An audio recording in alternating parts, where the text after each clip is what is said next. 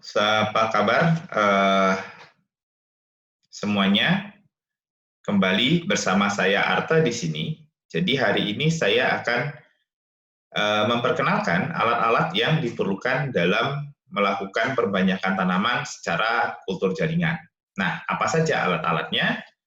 Yang pertama kita membutuhkan alat bedah yang terdiri atas pencapit atau pinset. Di sini ada yang berukuran panjang ataupun pendek. Nah, capit ini kita perlukan untuk menahan atau mengambil organ ataupun jaringan yang akan kita kultur. Ya. Nah, alat bedah berikutnya ini adalah skapel. Nah, skapel ini kita gunakan untuk memotong ataupun mengisolasi organ dan jaringan. Nah, selain pisau atau skapel, kita juga bisa menggunakan gunting untuk memotong atau mengisolasi organ dan jaringan, tergantung pada jenis organ dan teknik yang akan dipergunakan. Nah, alat berikutnya kita membutuhkan alat gelas. Ya, ada bermacam-macam alat gelas yang diperlukan, antara lain kita butuh Erlenmeyer, kemudian beaker glass, cawan Petri, botol kaca, botol kultur. Nah, apa sih fungsi dari alat gelas ini? Yang pertama misalnya untuk menyiapkan media. Jadi beaker glass dan Erlenmeyer ini biasanya dipergunakan untuk menyiapkan media, dan kemudian media itu nanti bisa disimpan di botol kaca seperti ini. Ini adalah untuk menyimpan larutan stok. Okay. Nah, kemudian sterilisasi eksplan, jadi kita bisa gunakan beaker glass untuk sterilisasi eksplan secara kimia, misalnya menggunakan disinfektan atau zat lainnya. Kemudian yang terakhir adalah untuk mengkultur. Jadi Erlenmeyer ini bisa digunakan untuk mengkultur, membuat kultur cair atau kultur suspensi nanti. Kemudian ada cawan Petri yang dapat digunakan untuk membuat kultur kalus misalnya. Kemudian di sini, nah ini ada botol kultur seperti botol slide, ini bisa digunakan untuk kultur tunas. Oke. Nah, kemudian peralatan untuk sterilisasi. Nah, peralatan untuk sterilisasi ini yang mungkin yang paling terkenal adalah autoclave. Nah, ini sterilisasi menggunakan uap panas bertekanan tinggi. Kita gunakan autoclave untuk sterilisasi peralatan seperti alat bedah tadi, alat gelas, ataupun untuk sterilisasi media. Nah, setelah disterilisasi di autoclave, biasanya peralatan seperti alat gelas dan alat bedah itu akan dikeringkan menggunakan oven. Oke, jadi oven ini akan mengeringkan peralatan setelah di autoclave. Nah, alat sterilisasi lain di sini yang bisa digunakan adalah Bunsen. Jadi Bunsen ini biasanya dipergunakan untuk sterilisasi peralatan ya, sebelum atau setelah mengisolasi organ. Dan penggunaannya dilakukan di dalam ruangan atau kotak ya, kotak steril yang kita sebut dengan laminar airflow. Oke. Nah,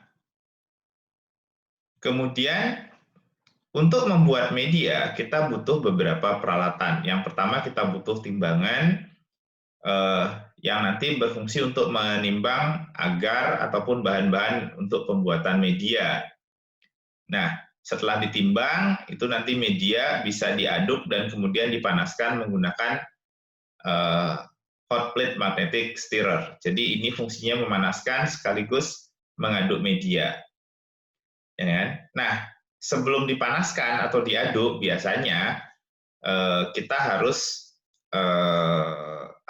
sesuaikan pH-nya dulu. Nah, untuk kultur jaringan biasanya pH media itu berkisar dari 5,5 sampai 6,5.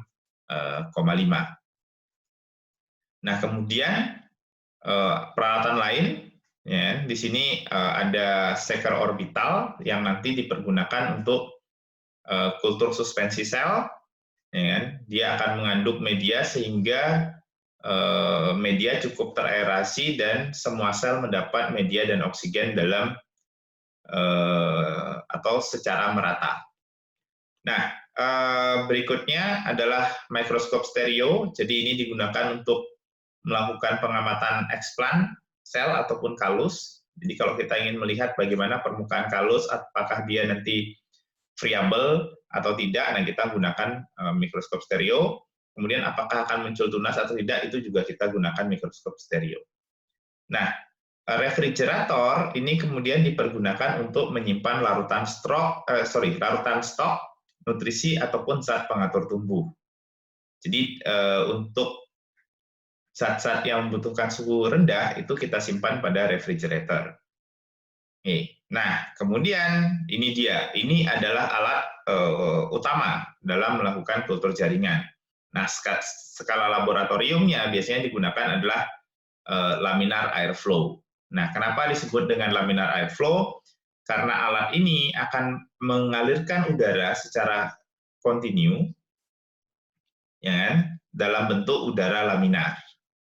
Ya kan? Nah, udara yang dialirkan udara luar itu akan dialirkan masuk ke dalam laminar, ya kan?